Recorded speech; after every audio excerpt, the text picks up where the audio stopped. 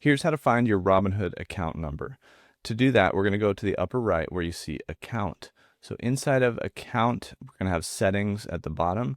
So we click on settings. After that, you're going to go to the left-hand side where you see personal information and make sure you're on that tab. And then at the bottom here, we have account numbers. So we click on this to see our account numbers. They're going to pop up in a screen just like this. I've blocked them out for you, but your account numbers are going to be right here. And this is basically where your Robinhood account number is.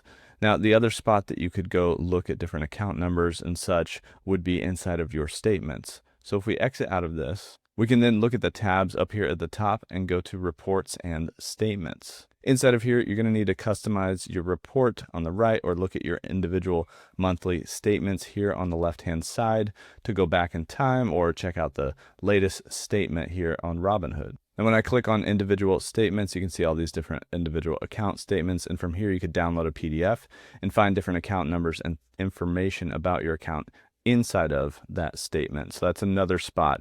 You can find account numbers and any information that you need to know about your Robinhood account.